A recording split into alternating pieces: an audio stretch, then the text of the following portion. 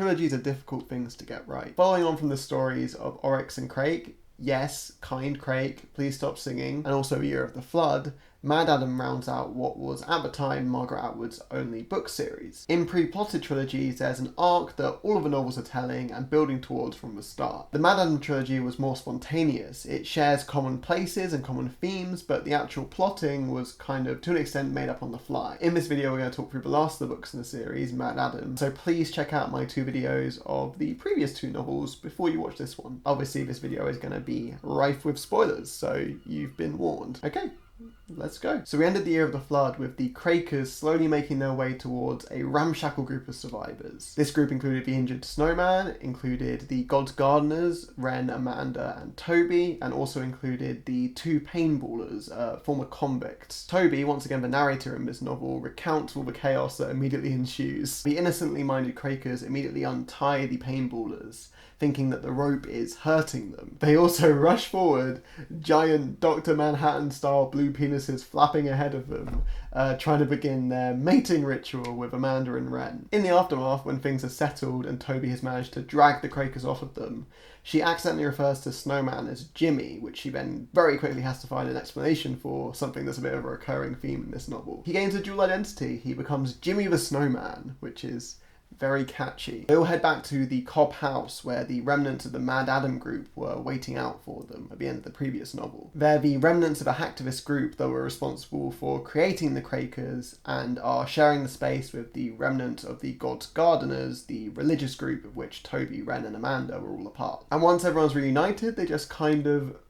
vibe in their new existence. And this is what a lot of the novel is, just everyone chilling out together in this house, kind of working out what the next steps are for humanity as a whole. Zeb returns from his journey in which he was trying to find Adam 1, the leader of the God's Gardeners, but comes back empty-handed. Him and Toby resume their romantic relationship. As Jimmy the Snowman's illness progresses and Toby becomes chief storyteller for the Crakers, she has to come up with some new mythology to invent for them, and it's through this that she begins to mine the personal history of Zeb. Zeb and Adam 1, it turns out, are brothers. Side note, I may have described Zeb as Russian accented in my last video, and I have no idea where that came from.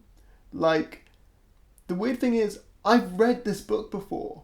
I know that they're brothers, and yet for some reason I was like, yep, Russian accented, definitely Russian. Like, I think it might be to do with the fact that his nickname is the Bear, and bears are associated with Russia, but like, they're not only associated with Russia.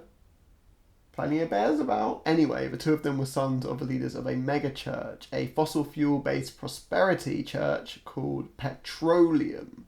Emphasis on the oleum. Zeb, a skillful hacker from a young age, has figured out that his father is embezzling funds from the church and putting them into an offshore account, and Adam informed him that he watched his father kill his mother. The 2 leave and Zeb goes through a series of different jobs across America, including working for Secret Burger, like Toby did, and at Scales and Tails, not quite like Ren did, and also for Bearlift, an organisation that's responsible for providing food that they drop down in to bears in Canada.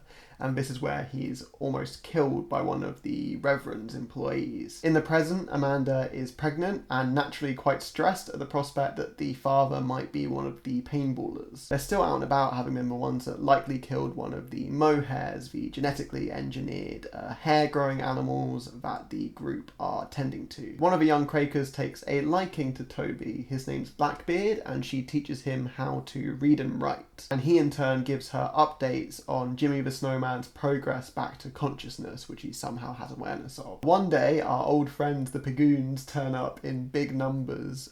One of their young piglets has been killed by the paintballers, and they want to form a kind of pact to go and take them down. They communicate through Blackbeard, who reveals that, of course, the Crakers can communicate with animals. The group of humans and Pigoons assemble together and head off to track them down, especially as Zeb is now confident that Adam is in their captivity. In Zeb's story, he kills his father with poison from a fake chess piece that he's given by Pilar when he's hanging out with Crake.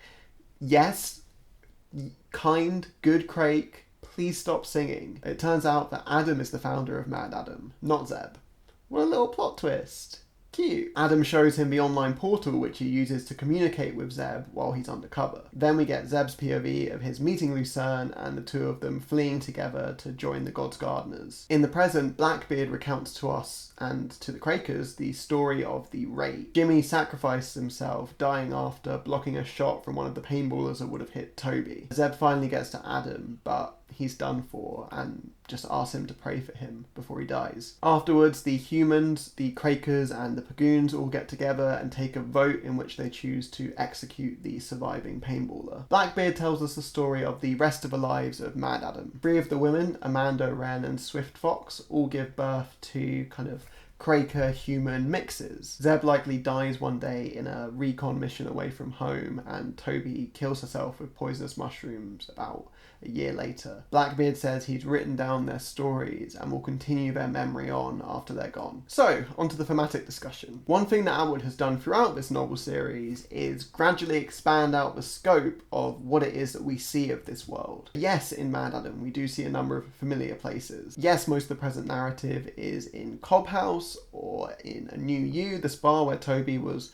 holed out in the previous novel, or indeed Zeb's journey takes him to a number of different places that we've already seen. However, she broadens the canvas out and we get to see places like Brazil and see how that has turned into a criminal paradise. We also get a strong climate focus as we have throughout the series. Zeb mentions Santa Monica and specifically Venice, which has now begun to resemble its namesake. It's now referred to as the floating world.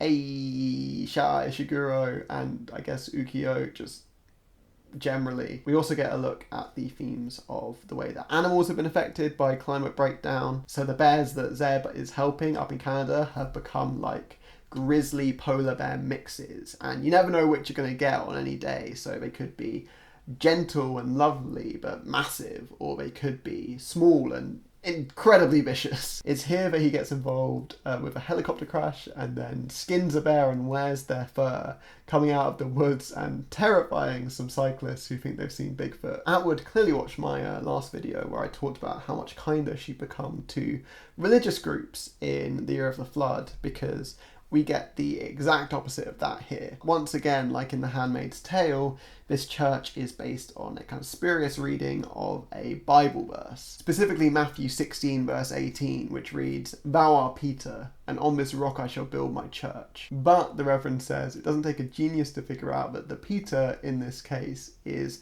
petroleum. The other half of the name of the church, the oleum of it all, is oil. And what do you think they anoint prophets with? Huh? Huh? Huh? Huh? Now this, in my opinion, is a very funny concept. Atwood's clearly having fun with the wordplay, and it's a good satire of the state of oil worship that is kind of going on throughout the world at the moment, though maybe not quite as literally. The prosperity aspect of it, the belief that through God, financial success is going to come to you, is a part of many modern day churches. Atwood has before insisted that everything she uses in these novels is based on real life to a certain extent.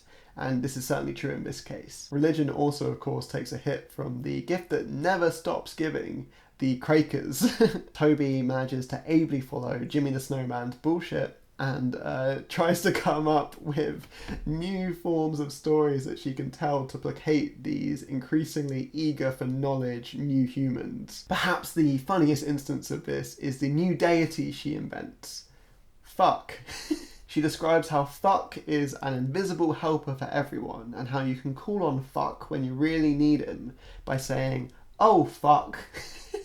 Zeb literally losing his mind in the bushes while she recounts his story to the Quakers is delightful. He, of course, himself is deified in the novel, which is indicative of Toby's own relationship with Zeb. She's held on to him as a figure of hope, and throughout the novel is constantly stressed about whether he reciprocates her feelings, whether his head is being turned by Swift Fox. And I've seen some frustrated readers who think that Toby's character has been watered down in this book, that she's been taken from a strong character into one that is constantly obsessed over a man. That may be fair, and her character may have shifted somewhat, but I think Atwood's vision of a MaddAddam group who are, you know, at least half the time concerned with who's sleeping with who and who wants to become their partner for the future of a new world, that's not far off what might well happen. Interpersonal relationships, Atwood stresses, are key to how we see ourselves in the world. There's an article by Shelley Boyd which discusses the importance of breakfast in the novel MaddAddam. Atwood has stated that for her, breakfast is the most hopeful meal of the day,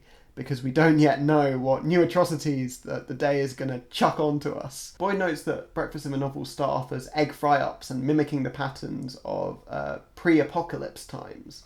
But as certain foods become off limits, for example, they run out of eggs, they run out of coffee, and it's not really the best to eat pagoons anymore, this kind of social convention falls apart, and they have to think of new ways to imagine a communal future. Another social relationship of foundational importance to the two characters involved is Zeb and Adam's. Zeb finds out later in the novel that Adam is likely not his biological brother, but his mother had an affair. However, their joint struggle against their childhood and then against the world that is very hostile to them is key for both of them and creates an incredibly tightly knit bond. In some ways, the two, I think, echo the relationship of Jimmy and Glenn. Glenn in this comparison, is responsible for leading Zeb's life, whether he wants it or not, in a certain direction, and eventually bringing him into his vision of a new world. He introduces him to MaddAddam, gives him a job, and is in love with a sex worker, the only woman that was ever right for him. This is a direct parallel, I would think, to Craig. Yes, good, kind Craig. Thank you. Please stop singing. Please. Toby is concerned in the novel, as she was in the year of the flood, that the saints' days, the religious holy days of the gods' gardeners, will be forgotten with her, that their legacy, as well as the legacy of humanity, will die with them. Glenn was certainly counting on this being the case. And yet, Toby doesn't seem to realise that in telling her story to Blackbeard and teaching him to write, she is building that legacy for herself. And it's one that's going to last long after she's gone. He tells us the stories that he's written at the end of the novel. The story of Toby, and of Zeb, and of the God's Gardeners, and of Jimmy the Snowman, and Fuck, and Oryx and Crake. And some critics have even gone so far as to say the entire series was written by Blackbeard, citing some awkward grammar and language choices by Atwood in the earlier novels. Although potentially this might just be them being a bit rude to Margaret Atwood. Yeah, I intentionally wrote it badly. Yep, that was my decision. Toby absolutely underestimates Blackbeard's capacity for learning. He is just as frustrated by the Quakers constantly interrupting him at the end of the novel. We can't know what the future looks like. The four new children, Jim Adam, Pilaren, Oblongata, and Medulla, are all people who, in their own way, can teach their descendants about the past, not only through the learning that they passed down from their mothers, but also through the legacies of their names. Two of them representing four past people of importance, and two of them representing scientific knowledge. Atwood is a big believer in the possibility of the future, despite the sometimes pessimistic content of these three novels. She herself has donated a full novel to the Future Library, something that's of great personal annoyance to me. For those who don't know, this series of books from a number of authors will be buried underground in Norway and not dug up again till the year 2114. I'm not going to live that long. I have a series to complete. David Mitchell put a novel in there. All his novels are linked. How am I need the missing piece. Anyway, all this to say that sometimes you don't know the impact that your work will have in the future. Sometimes you put a book in a hole and you don't get to see who reads it. MaddAddam ends on a hopeful note. Now we sing. It's a celebration of the story that we've heard and the people that we've lost in it. I enjoyed rereading this series. I have to admit I reversed my position. I think that Oryx and Crake is a stronger novel than MaddAddam in the end. I would say that this novel is slightly too long and has less focus to it than the other books in the series. She also leaned heavily into the humour in this book. In some ways it's one of her funniest novels, but it's also a mixed bag. Overall, I would recommend reading this series. It's one that gives us a glimpse into the new future and shows us some of the ways in which we could go wrong, but also some of the ways in which we could go right. In my next Atwood video, I will be talking to you about The Testament, the last book in our series. I will see you then.